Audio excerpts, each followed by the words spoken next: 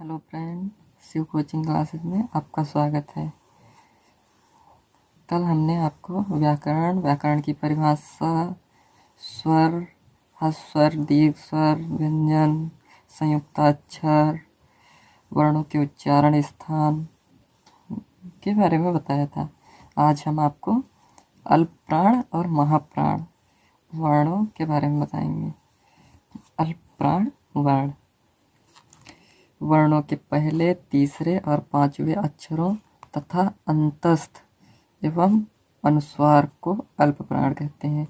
अल्पप्राण किसे कहते हैं? वर्णों के पहले, तीसरे और पांचवें अक्षरों तथा अंतस्थ एवं अनुस्वार को अल्पप्राण कहते हैं। जैसे का, गा, अंगा, चा, जा, इया, टा, डाड़ा, ता, दा, ना, पा, बा, मा, या, रा, ला, वा, ये सब अल्पप्राण हैं। अल्पप्राण किसे कहते हैं? वर्णों के पहले, तीसरे और पांचवें अक्षरों तथा अंतस्थ एवं अनुस्वार को अल्पप्राण कहते हैं। जैसे का, गा, अंगा, चा, जा, इया। महाप्राण वर्णों के दूसरे और चौथे तथा ऊष्म वर्णों को महाप्राण कहते हैं। वर्णों के दूसरे तथा चौथे अक्षरों तथा ऊष्म वर्णों को महाप्राण कहते हैं। महाप्राण किसे कहते हैं?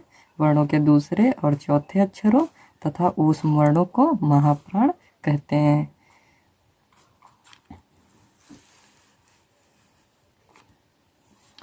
महाप्राण के उच्चारण में प्रायः हा की ध्वनि सुनाई पड़ती है। महाप्राण के उच्चारण में प्रायः हा की ध्वनि सुनाई पड़ती है।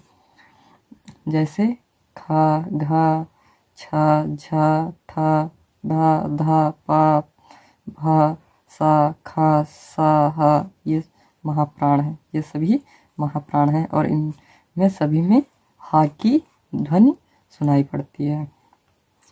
महाप्राण कौन से हैं? वर्ण होते हैं। वर्णों के दूसरे और चौथे अक्षरों तथा ऊष्म वर्णों को महाप्राण कहते हैं। महाप्राण के उच्चारण में प्रायः हा की ध्वनि सुनाई पड़ती है। जैसे खा, घा, छा आदि, ये सभी महाप्राण हैं। इसके बाद आता है घोष और अघोष।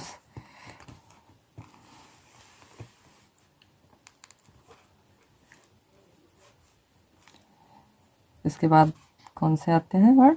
घोष और अघोष। घोष वर्ण जिन वर्णों के उच्चारण में केवल नाद या गूंज उत्पन्न होती है उसे घोष वर्ण कहते हैं।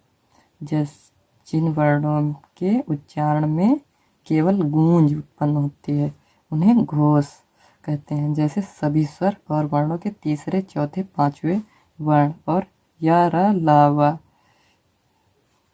जिन वर्णों के उच्चारण में केवल गूंज उत्पन्न होती है उन्हें घोष कहते हैं। जैसे सभी स्वर तथा वर्णों के तीसरे, चौथे, पांचवें वर्ण और या, रा, ला, वा।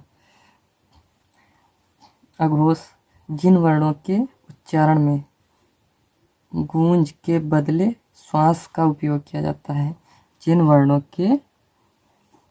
के उच्चारण में नाद, गूंज के बदले श्वास का उपयोग होता है उन्हें अघोष कहते हैं।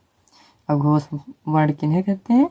जिन वर्णों में गूंज के स्थान पर श्वास का उपयोग होता है।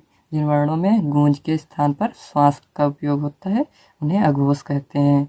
जैसे वर्णों के पहले, दूसरे एवं ऊष्म वर्ण।